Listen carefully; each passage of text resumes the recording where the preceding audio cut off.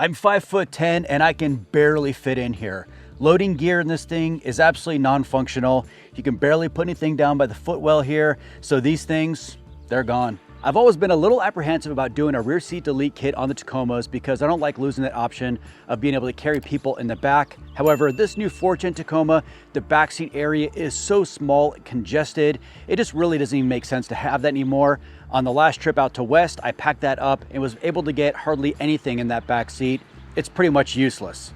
And this right here is my 4th Gen Tacoma rear seat delete kit from Cargo Kits. And this thing is beautiful. And it's also one of one. This is a prototype. And I mean, when I heard prototype, I was expecting something a little bit more rough. This thing is gorgeous. It's got in-floor storage. I mean, it's got the L-track in here. It's just absolutely phenomenal. At Overland Expo West, I was chatting with Sean, the owner of Cargo Kits, kind of complaining more than anything else over a little bit of whiskey. And we were talking about how just useless the rear seats in the 4th Gen Tacoma are. And he was saying that he really wanted to do a rear seat delete kit because he's got one for the 3rd Gen and now he wanted to do one for the 4th Gen. So we got together, he came up with this in about 3.5 weeks, and this is incredible. Like, I was really expecting something more like kind of plywood and, you know, L brackets, and this thing is phenomenal.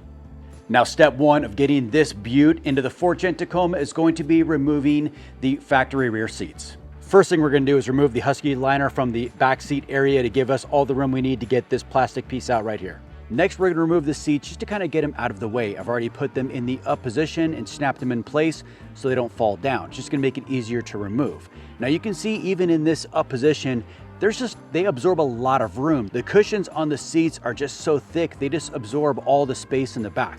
It's just a little unnecessary in my opinion. This is how you remove the rear seats of your 4th Gen Tacoma. 4 bolts, 14 mil socket, easy as can be.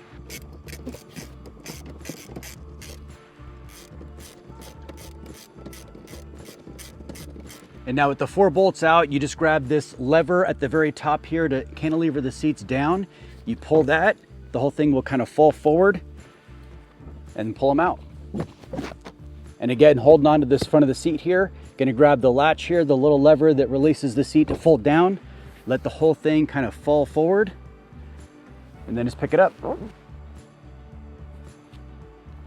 And now be sure to store them somewhere nice and safe. Just removing the rear seats of the 4th Gen Tacoma opened up a ton of room. I'm really excited to get the Cargo Kits rear seat delete kit in and just see how it changes the functionality of this truck, because it's gonna be a totally different setup. Next, we're gonna remove these door sill plates here and they just pop out. Then we're gonna go through around this whole exterior plastic piece and depress all of these push pins.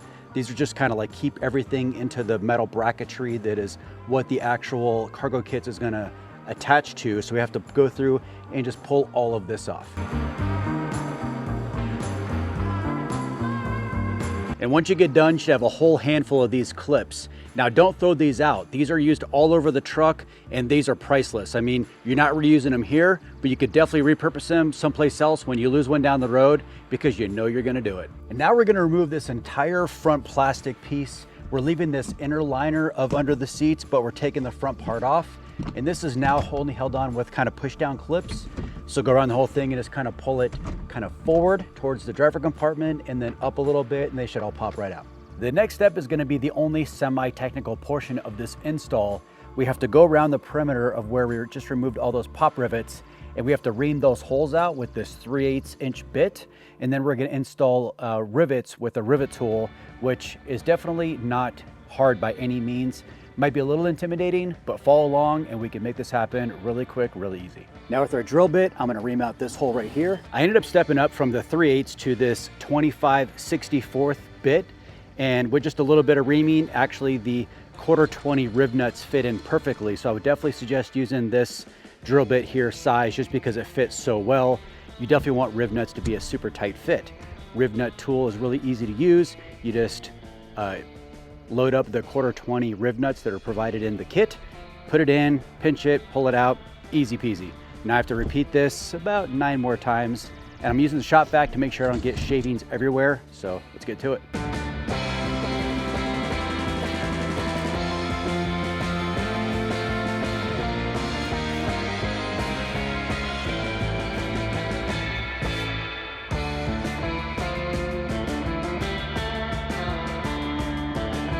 Now with all the 1/4 riv nuts inserted properly, we're going to replace this plastic trim piece that goes on the front of the rear seat here. And if this does pop apart like mine did, it's okay. They just snap back together in these little red receptacle clips here. Not a big deal at all.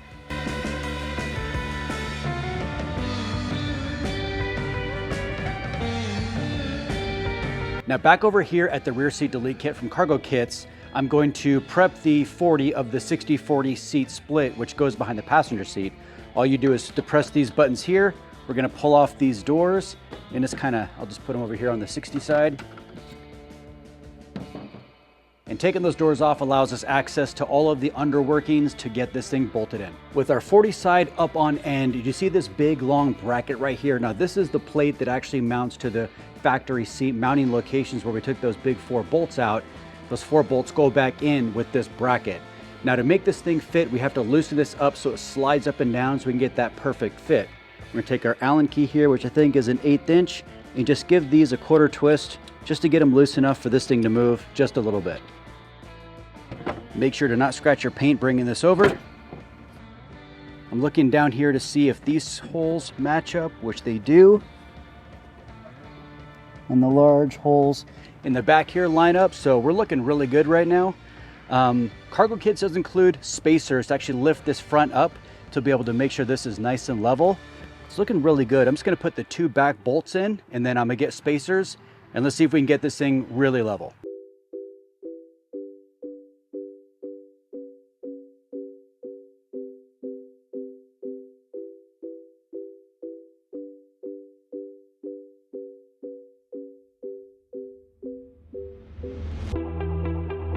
With the 2 back bolts in and that L bracket loose, it's really easy to kind of line these holes up.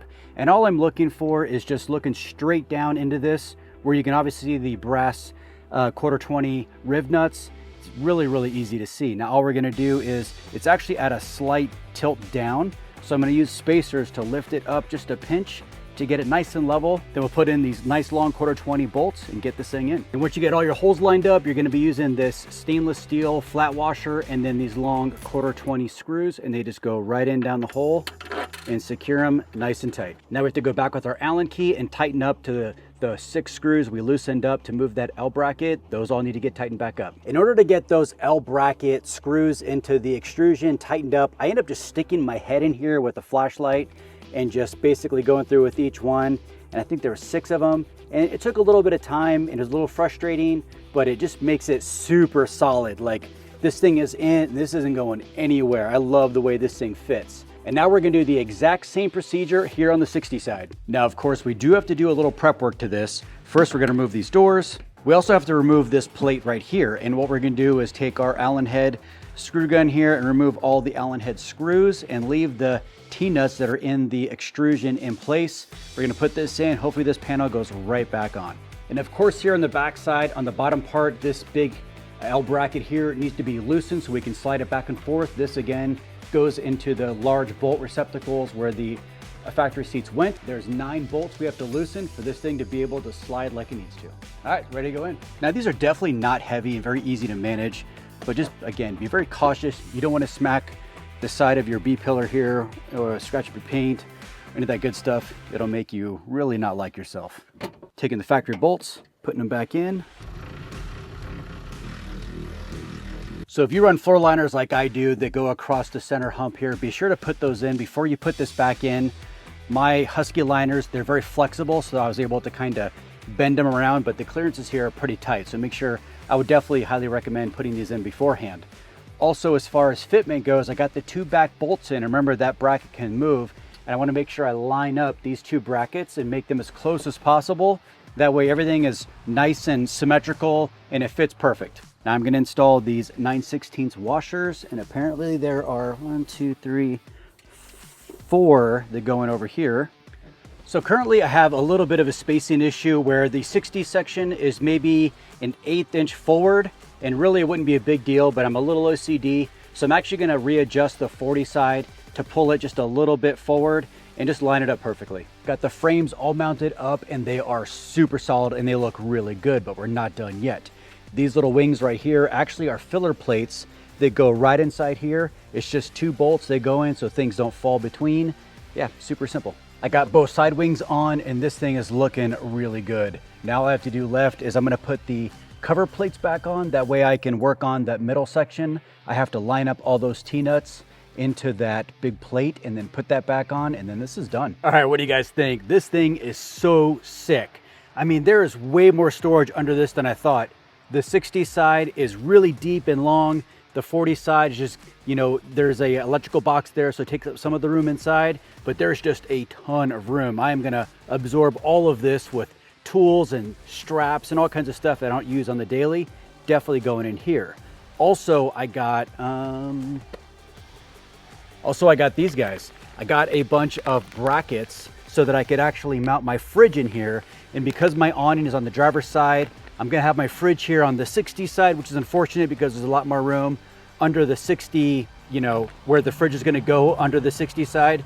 So, I don't know.